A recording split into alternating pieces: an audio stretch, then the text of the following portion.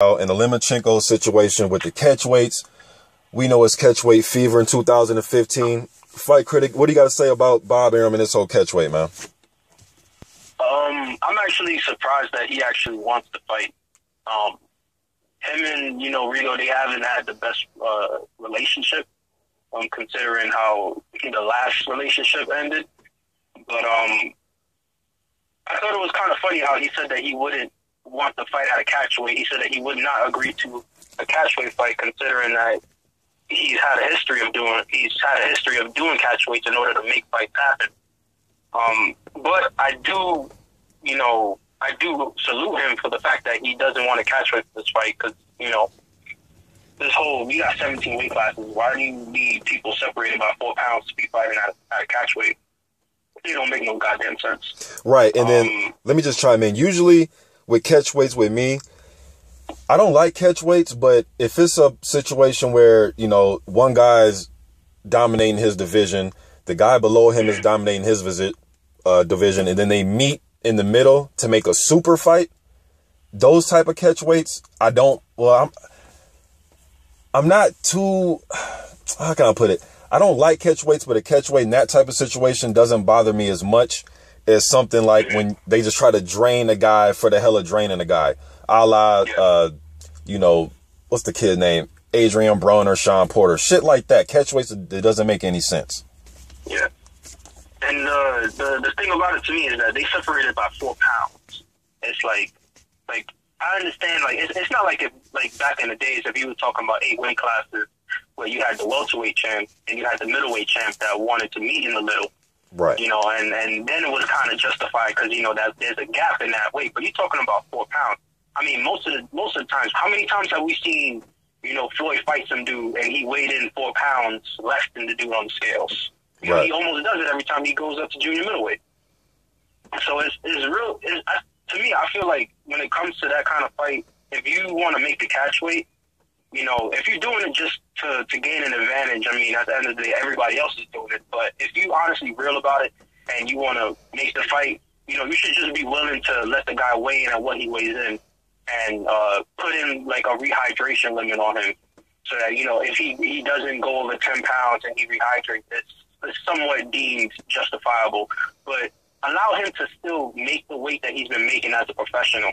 Because if you asking him to come down, you're essentially forcing him to do extra in the gym leading up to the fight.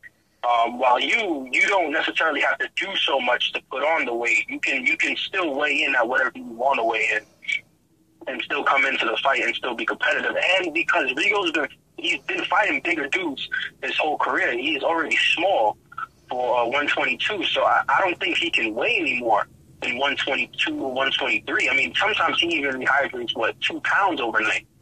So I don't think it would be necessarily fair to make the catchweight at 124. I mean, it's 4 pounds at the end of the day. To tell you the truth, man, even though Rigo's a small guy, I think his skill set and his ability would allow him to fight at 126. Because the beating he put on Nonito Donaire, and some people say Donaire power isn't even relevant at 126. You've seen what Nicholas Walters did to him. Speaking of Walters, Lomachenko, they're talking about him fighting Rigo. When I thought he should have just fought Walters, even though Walters doesn't have a title. I understand Lomachenko, he's worried about unifying, but this isn't a unification fight. So it kind of gets me to think like, damn, did he even really want to fight Walters? Because, he said he wants to unify the division and clean up the division. Walter doesn't have a title, so fighting him doesn't mean anything. But yet you want to fight Rigo at a catchweight. So I'm kind of scratching my head on that. Does he really want to unify, or are they looking just for a big fight? And do they think that Walters, now that he doesn't have a title, he's not a big fight?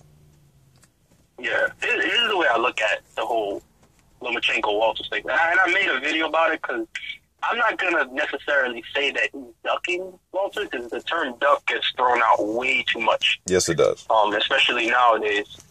But here's my thing about it. We've seen this situation happen before in boxing where two guys are at the top of the division and one guy loses his belt on the scale in a fight, but still wants to fight a dude, at the weight, even though he isn't going to get the catch weight.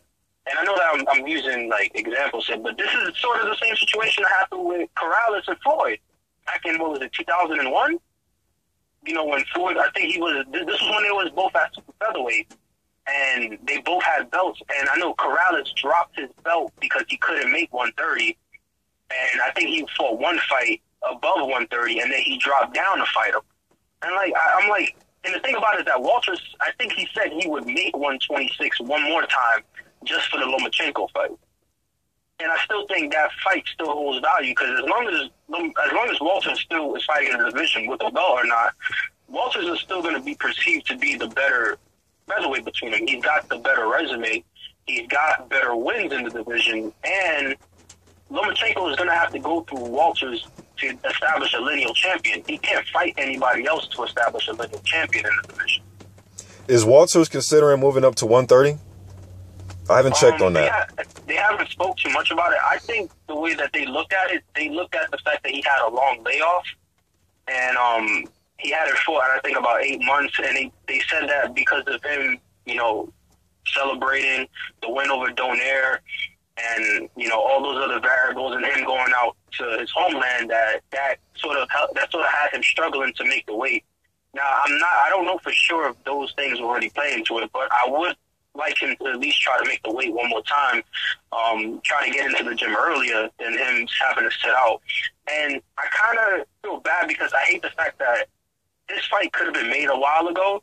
Like, this fight could have been made maybe almost 4 to 5 months ago. And Arum wanted to marinate the fight. And I'm just like, both of these guys hold belts. You both got them under your banner. You know, just make the fight. You know, it doesn't make any sense. Like, you could have both put them on that May 2nd undercard. That's the way I look at it. Sometimes Arum, man, he marinates fights for a little too long and let the fight spoil, like a Gamboa and Wanma situation. Remember that? When everybody wanted to see them fight, and he kept milking it and milking it and milking it. Wanma gets his ass whooped. Yeah, that shit was just when I think about that whole situation. And even when, like, when Arum, like, he has the tendency to let, like, certain fights go away. Like, I remember the Abner Mares Nonito Donaire fight that was supposed to happen. Yep. He spent, like, all that time saying that there was nothing going on, and then he had to make Richard Schaefer, like, put out the contract that he had sent for Nonito Donaire that would have paid him his highest payday, and, like, they was all quiet about it. I'm just like, just make the fight. Like, the fight is there. Like, the money is there. Like, just make it. But when it comes to the whole Lomachenko thing, I mean, his team is speaking for him. I mean, I know that the problem with that situation is that they were calling for Walters for a long time. Like, he even said that he shouldn't be fighting dudes like he was fighting on that Mayweather Pacquiao undercard. He said, I don't want to be fighting these dudes. I only want to fight the best guys in the